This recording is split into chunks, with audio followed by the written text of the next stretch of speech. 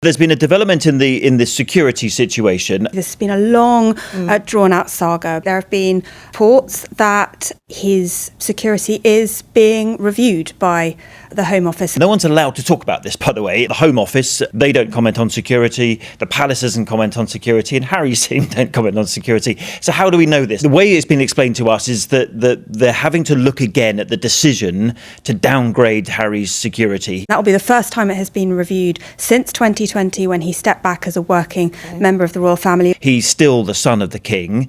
He still does get death threats. He served for the British Army in Afghanistan. You'll remember earlier this year he lost his appeal. All he's asking for is to have his security reviewed by what's called the Risk Management Board. Security is so important to him. He said in interviews he will not bring his wife Meghan and his children Archie and Lilibet to the UK until he can guarantee that they will receive security when they're here. I think everyone agrees it's a shame when a grandfather can't see his grandchildren. Harry and the King had that meeting in September, the first time they'd come together in 19 months. But, the King would love to see his grandchildren. Well, there it is. No yelling, no dramatics, no hairy sources or tabloid spin, just ITV news. Calm, measured, and accidentally devastating, admitting what the UK media has spent years pretending isn't true. Because once that clip finishes, one thing becomes painfully obvious.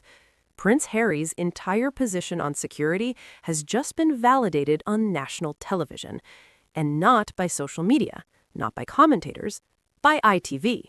For years, we were told Harry was exaggerating, that he was paranoid, that this was about ego, status, or clinging to royal privilege, that he was demanding taxpayer-funded protection out of entitlement. But what Chris Shipp and Lizzie Robinson just did, without fanfare, was confirm that Harry's concerns were never unreasonable. They were ignored. Let's break down what ITV actually admitted, because every line chips away at the lie we've all been fed. First, they confirm there's been a development, that Harry's security situation is being looked at again. Again, which immediately raises the obvious question. Why wasn't it properly reviewed in the first place? And then Lizzie Robinson says the quiet part out loud. This is the first time it's been reviewed since 2020. Let that sink in. 5 years.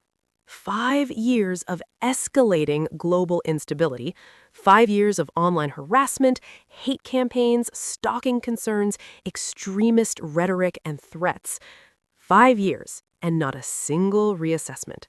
So when people ask, why is Harry still talking about this? Because the people responsible for reviewing it didn't. That's not Harry being dramatic. That's institutional negligence.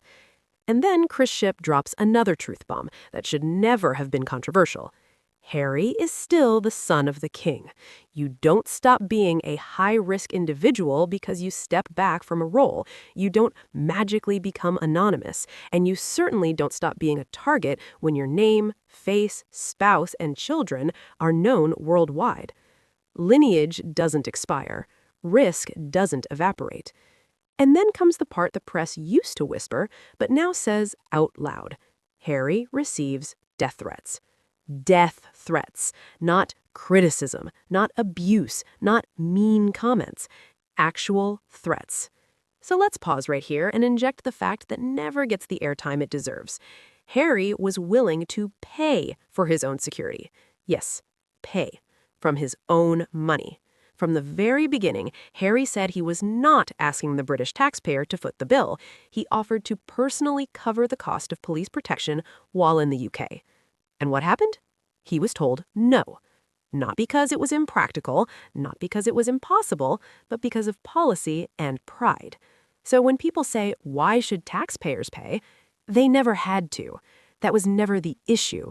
Harry wasn't asking for freebies. He was asking for access to appropriate protection, protection that only the state can authorize and coordinate, even if privately funded. And that little fact, it completely destroys the entitled prince narrative, because entitled people don't offer to pay. Responsible people do. Chris Shipp also reminds viewers that Harry served in Afghanistan with the British Army, something the media loved celebrating when it made good headlines. But service doesn't stop carrying consequences just because it becomes inconvenient. You don't get to praise the uniform and then ignore the risks that come with it. And then Lizzie Robinson makes the most human point of all. Security is so important to Harry that he will not bring Meghan, Archie, and Lilibet to the UK until he can guarantee their safety. That's not stubbornness, that's fatherhood. That's not punishment, that's protection. That's a man saying, I will not gamble with my family's lives to make other people comfortable. And suddenly, the narrative flips. Because once you accept that Harry's fears are legitimate, once you accept that he even offered to pay for protection, the smear campaign collapses. Why won't he bring the children? Because safety comes first. Why is he fighting this legally? Because the system failed to do its job. Why hasn't he just moved on? Because risk assessments don't stop mattering when the headlines get bored. And then Chris Shipp says something so revealing it almost sneaks past unnoticed. I think everyone agrees. Everyone agrees that it's a shame a grandfather can't see his grandchildren. And it is a shame. But here's the part no one wants to confront.